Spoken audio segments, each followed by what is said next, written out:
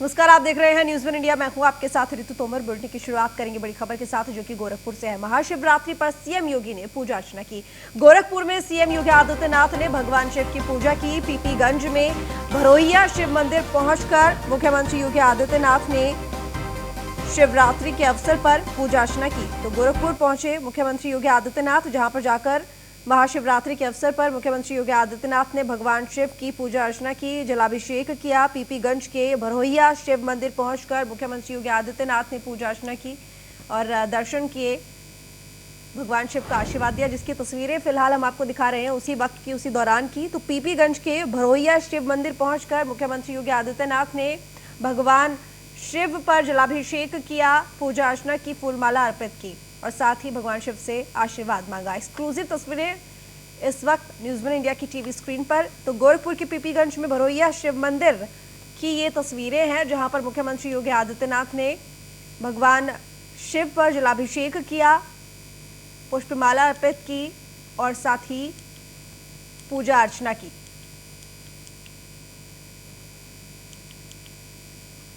तो मुख्यमंत्री योगी आदित्यनाथ महाशिवरात्रि के अवसर पर गोरखपुर पहुंचे हुए हैं, जहां पर जाकर उन्होंने भगवान शिव का जलाभिषेक किया।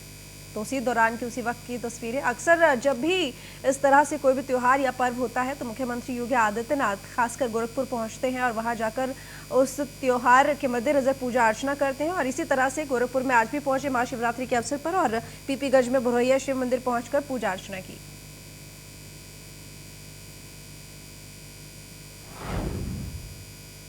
नोएडा से खबर है, जहां पर कैबिनेट मंत्री सिद्धार्थ नाथ ने वैक्सीन लगवाई है। मंत्री सिद्धार्थ नाथ की पत्नी ने भी वैक्सीन लगवाई। जिला अस्पताल पहुंचकर वैक्सीन लगवाई मंत्री सिद्धार्थ नाथ ने। तो वैक्सीनेशन के दौरान मौजूद रहे सीनियर डॉक्टर्स। कैबिनेट मंत्री सिद्धार्थ नाथ ने वैक्सीन लगवाई है। मंत्री सिद्धार्थ नाथ की पत्नी ने भी वैक्सीन लगवाई। तो बता दें आपको कि जिला अस्पताल पहुंचकर ये वैक्सीन लगवाई मंत्री सिद्धार्थ नाथ सिंह ने अपनी पत्नी के साथ जाकर। तो कोविड वैक्सीनेशन के दौरान मंत्री सिद्धार्थ नाथ सिंह ने जिला अस्पताल में नोएडा के अपनी पत्नी के साथ जाकर कोविड वैक्सीन लगवाई है। टीकाकरण अभियान चल रहा है, दूसरा ये चरण टीकाकरण अभियान का, जिसमें जो अधिक उम्र के बुजुर्ग लोग हैं, यानी कि 45 से लेके जो 59 साल की उम्र के लोग हैं, उनके लिए अगर कोई बीमारी है और उससे ऊपर अगर किसी की उम्र है तो वो टीका लगवा सकते हैं दूसरे चरण में। तो ऐसे में मंत्री सिद्धार्थ नाथ की पत्नी और मंत्री सिद्धार्थ नाथ नोएडा के जिला अस्पताल में पहुंचे और कोविड टीकाकरण करवाया।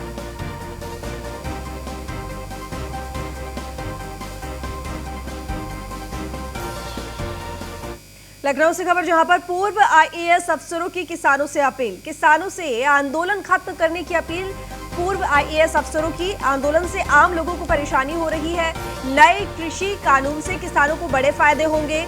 मंडियां को ई नाम से जोड़कर किसानों को आमदनी बढ़ा रही है सरकार। इसके साथ ही पूर्व आईएएस अधिकारियों ने किसानों से आंदोलन खत्म करने की अपील की है। तो प्रदेश के पूर्व नौकरशाहों ने किसानों को कृषि सुधार कानूनों के फायदे गिनाते हुए तत्काल आंदोलन खत्म करने की अपील की। उत्तर प्रदेश के पूर्व मुख्य सचिव अतुल गुप्ता ने कहा कि किसानों को किसी के बहकावे में नहीं आना चाहिए, उन्हें कृषि कानून के फायदे के बारे में खुद जानना चाहिए। प्रशासन और पुलिस के पूर्व अधिकारियों ने किसानों से अपील की है कि आपके आंदोलन से आम जनता को परेशानी हो रही है, उनको बहकाया जा रहा है और किसी भी बहकावे में किसानों को नहीं आना है और तत्काल इस किसान आंदोलन को खत्म कर देना चाहिए। तो आपको बता दें कि पूर्व आईएएस अफसरों ने ये अपील की है किसानों से कि किसान आंदोलन खत्म कर देना चाहिए और कृषि कानून के जो फायदे हैं वो भी गिनवाने की कोशिश की गई है। तो पूर्व मुख्य सचिव अतुल गुप्ता ने किसानों को किसी के बहकावे में नहीं आने को कहा है।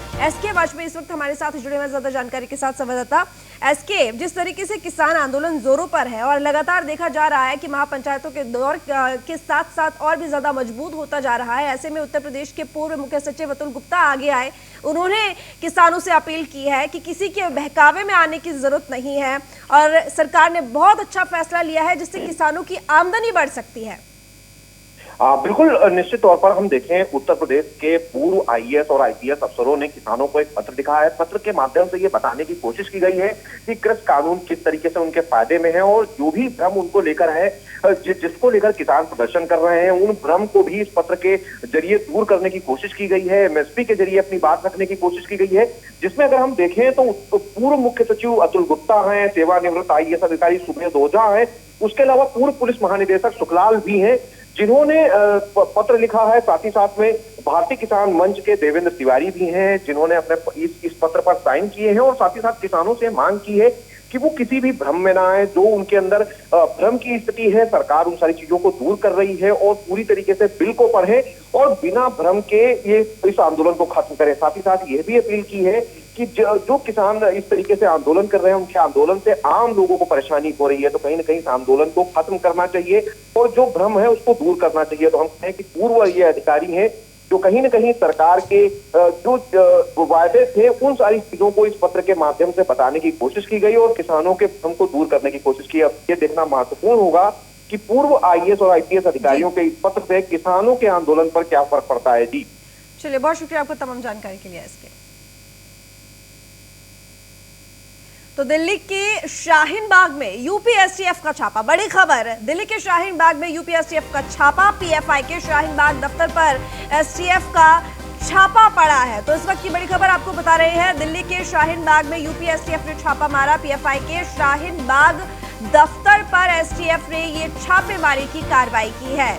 तो बता दें आपको कि इससे पहले भी एक बार छापेमारी की कार्रवाई हुई थी। जिस तरीके से हाथरस मामले में कुछ पीएफआई को लेकर ये कहा गया था कि विदेशी फंडिंग हो रही है, इसको लेकर भी पहले भी दफ्तर पर छापेमारी हुई थी उत्तर प्रदेश पुलिस की तरफ से। एक बार फिर से दिल्ली के शाहीन बाग में यूपी एसटीएफ का ये छापा पड़ा है। पीएफआई के शाहीन बाग दफ्तर पर एसटीएफ ने ये छापेमारी की कार्रवाई की है। लगातार ये खंगालने की कोशिश यूपी एसटीएफ कर रहा है कि आखिर किस तरीके से विदेशों से फंडिंग हुई है, किस तरीके से दंगा फैलाने की कोशिश की जा रही थी, आखिर कौन कौन लोग इसमें इन्वॉल्व हो सकते हैं, क्या कुछ चल रहा था। और इसी छानबीन को आगे बढ़ाते हुए दिल्ली के शाहीन बाग में यूपी एसटीएफ की छापेमारी हुई थी। एक बार फिर से दिल्ली के शाहीन बाग में यूपी एसटीएफ ने छापा मारा है पीएफआई के शाहीन बाग दफ्तर में।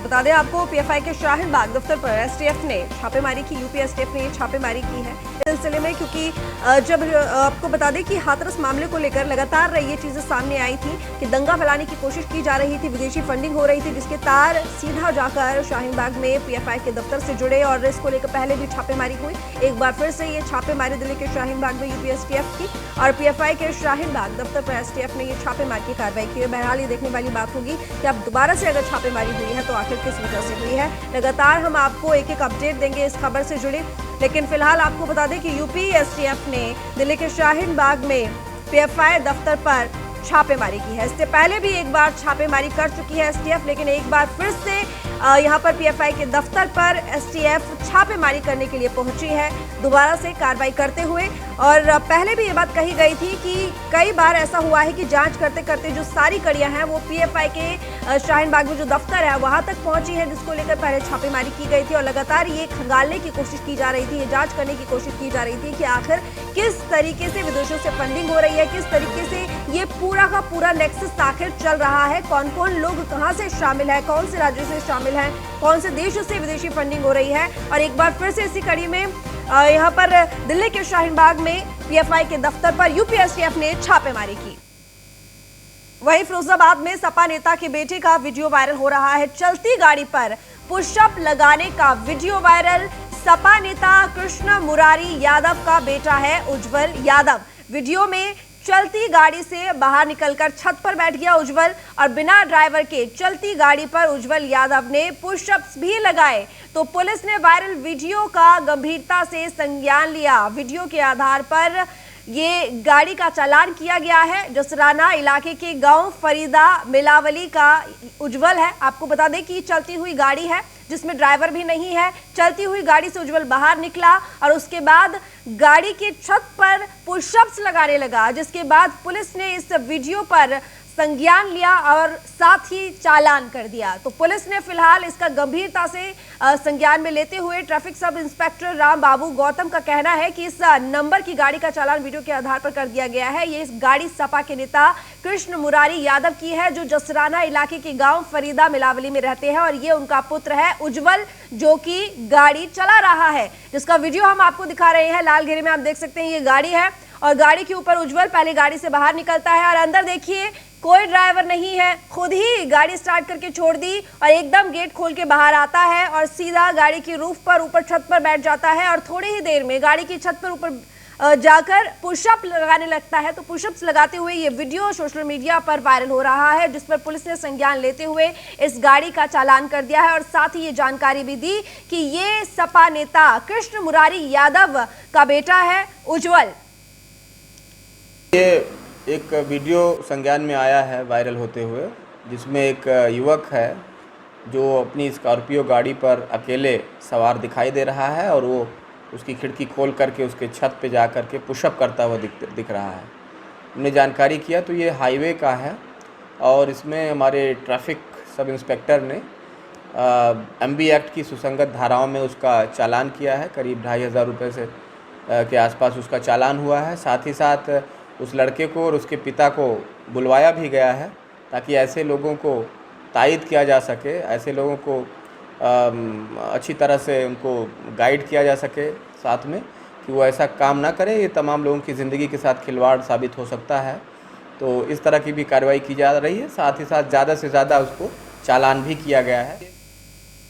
तो वहीं बलिया भरौली चौराहा पर देश के महान किसान मजदूर नेता स्वामी सहजानंद सरस्वती की जयंती पर युवा चेतना ने समारोह का आयोजन किया। स्वामी अभिषेक ब्रह्मचारी और युवा चेतना के राष्ट्रीय संयोजक रोहित कुमार सिंह ने स्वामी सहजानंद सरस्वती की मूर्ति पर पुष्पांजलि अर्पित की। युवा चेतना संयोजक रोहित सिंह ने कहा कि किसान 105 दिन से अनशन पर है और मोदी सरकार सोई है। तो वहीं स्वामी अभिषेक ब्रह्मचारी ने कहा कि स्वामी सहजानंद महामानव थे।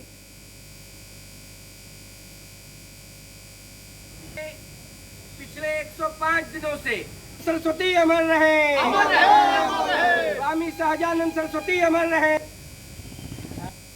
आज बलिया के भरौली चौराहे पर देश के महान किसान मजदूर नेता स्वामी सहजानंद सरस्वती जी की जयंती पर हम लोगों ने पुष्पांजलि अर्पित करके उनको श्रद्धासुमन अर्पित किया है।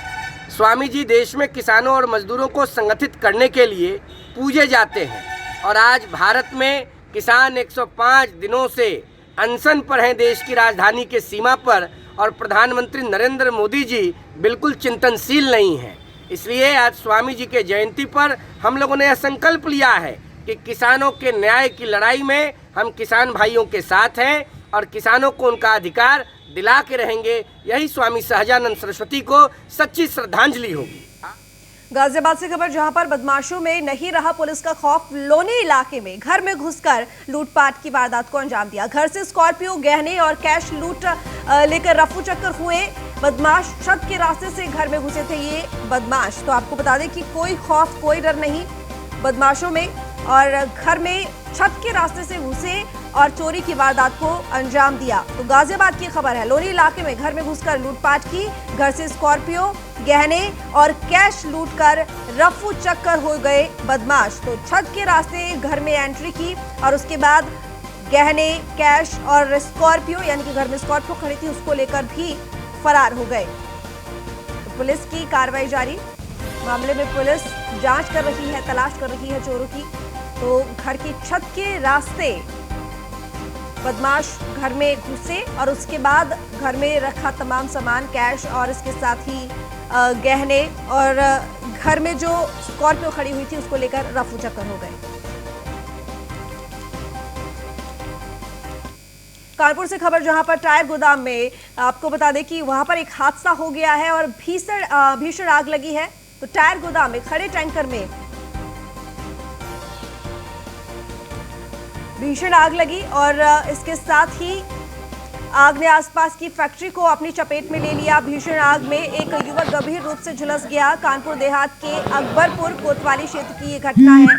तो कानपुर से खबर है, कानपुर देहात में जहां पर भीषण आग लगी तो आग ने फैक्ट्री को अपनी चपेट में ले लिया। टायर गोदाम में खड़े टैंकर में भीषण आग लगी और धीरे धीरे करके ये आग पूरे में फैल गई। आग ने आसपास की फैक्ट्री को भी अपनी चपेट में ले लिया। और साथ ही आपको बता दें कि भीषण आग में एक युवक गंभीर रूप से झुलस गया है। कानपुर देहात के अकबरपुर कोतवाली क्षेत्र की घटना है। तस्वीरें आप देख सकते हैं, कितना धुआं और धधकती हुई आग।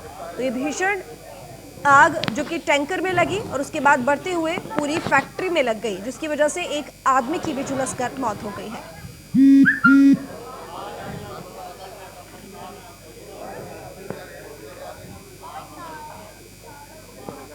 तो एक आदमी पूरी तरह से झुलस गया अकबरपुर कोतवाली क्षेत्र। खड़ा हूं मैं कानपुर देहात के रनिया इंडस्ट्रियल इलाके में, जहां पर एक टैंकर में आग लग गई थी और महज कुछ ही मिनटों में उस टैंकर से आग जो है बगल वाली फैक्ट्री में पहुंच गई।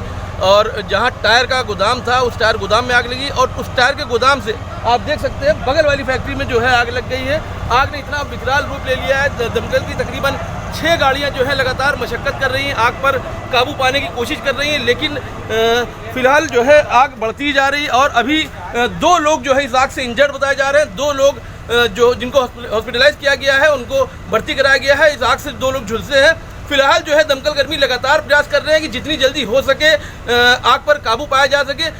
अभी जनहानि का कोई जो है सूचना नहीं आई है। देख सकते हैं आप किस तरह जो है आग लगातार विकराल रूप लिए जा रही है और लगातार दमकल कर्मी मशक्कत कर रहे हैं और आग पर काबू पाने की कोशिश कर रहे हैं। और भी नज़दीक की तमाम फैक्ट्रियां हैं जिनको खाली करा लिया गया है और दमकल की और तमाम गाड़ियों को सूचित कर दिया गया है कि जल्दी आकर यहां पर आग पर काबू पाएं। कानपुर देहात से मोहम्मद सलीम सिद्दीकी, न्यूज़ 1 इंडिया खड़ा हूं मैं। बता दें आपको कि ये आग की घटना हुई और इसकी वजह से हालांकि किसी की जान हानि की यहाँ पर अभी कोई खबर नहीं है। फिलहाल कोशिश की जा रही है कि जल्दी से आग पर काबू पा लिया जा सके। तो वही देश में कम्युनल राइट्स में आई कमी। मोदी सरकार में सबसे कम दर्ज किए गए हैं दंगे। एनसीआरबी की रिपोर्ट में दर्ज किए गए आंकड़े पिछली सरकारों के मुताबिक मोदी सरकार में सबसे कम दंगे हुए हैं। बिहार और झारखंड में सबसे ज्यादा हो रहे हैं कम्युनल राइट्स।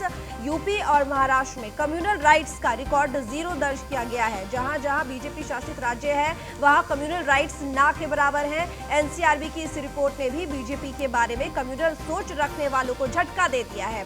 खास तौर पर यूपी के मुख्यमंत्री कट्टर हिंदू छवि के नेता उनको कहा जाता है, लेकिन ऐसे योगी के प्रदेश में दंगे का रिकॉर्ड 0 दर्ज किया गया है। तो देश में कम्युनल राइट्स में कमी आई है। मोदी सरकार में सबसे कम दंगे दर्ज किए गए। एनसीआरबी की रिपोर्ट में नए आंकड़े ये आए हैं, आंकड़े दर्ज किए गए हैं और जिसमें सामने आया है कि पिछली सरकारों के मुताबिक मोदी सरकार में सबसे कम दंगे हुए। बिहार और झारखंड में सबसे ज्यादा कम्युनल राइट्स हैं। तो यूपी और महाराष्ट्र में कम्युनल राइट्स का रिकॉर्ड 0 दर्ज किया गया है। जहां जहां बीजेपी शासित राज्य है वहां कम्युनल राइट्स ना के बराबर हैं। एनसीआरबी की इस रिपोर्ट ने भी बीजेपी के बारे में कम्युनल सोच रखने वालों को झटका दिया है। खासतौर पर यूपी के मुख्यमंत्री कट्टर हिंदू छवि के नेता कहे जाते हैं, लेकिन ऐसे योगी के प्रदेश में दंगे का रिकॉर्ड 0 दर्ज किया गया है।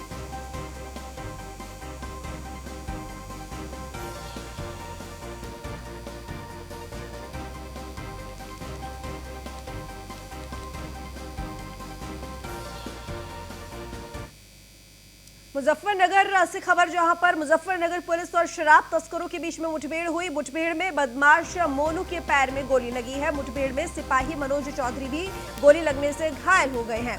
तो बता दें आपको, मुठभेड़ हुई मुजफ्फरनगर में और मुठभेड़ में सिपाही मनोज चौधरी को भी गोली लगी है, जिसकी वजह से वो घायल हुए। तो पुलिस और शराब तस्करों के बीच में ये मुठभेड़ हुई और इस मुठभेड़ में बदमाश मोनू के पैर में गोली लगी। मुठभेड़ में सिपाही मनोज चौधरी को भी गोली लगी है, जिसकी वजह से वो घायल हुए। तो सचिन जौहरी इस वक्त हमारे साथ जुड़े हैं ज्यादा जानकारी के साथ, संवाददाता सचिन। मुजफ्फरनगर में पुलिस और शराब तस्करों के बीच में ये मुठभेड़ हुई है, जिसमें मुठभेड़ में सिपाही मनोज चौधरी भी घायल हुए। उनकी किस तरह की स्थिति और किस तरीके से मुठभेड़ हुई? देखिए, आपको बता दो, बुढ़ाना पुलिस की और बदमाशों के बीच मुठभेड़ हुई है। शराब तस्कर थे ये लोग, I-20 कार में शराब तस्करी कर रहे थे जब पुलिस और बदमाशों के बीच मुठभेड़ हुई है। इसमें जो शराब तस्कर है मोनू नाम का, उसके गोली लगी है। एक पुलिसकर्मी भी इस मुठभेड़ में घायल हुआ है। पुलिस को उन शराब तस्करों के पास से भारी मात्रा में शराब, अवैध तमंचा बरामद हुआ है और एक I-20 कार भी पुलिस ने बरामद की है। जी ठीक, अब पुलिस की क्या कार्रवाई चल रही है सचिन? देखिए, पुलिस अब पूरे गिरोह को देखने में जुटी हुई है कि ये शराब कहां से लाए थे, कहां तस्करी कर रहे हैं, कौन कौन इनके साथ जुड़ा हुआ है, पूरी इस मामले की तस्दीक की जा रही है। चलिए, बहुत शुक्रिया आपका तमाम जानकारी के लिए सचिन। तो फिलहाल इस वीडियो में इतना ही। देखते रहिए न्यूज़ 1 इंडिया।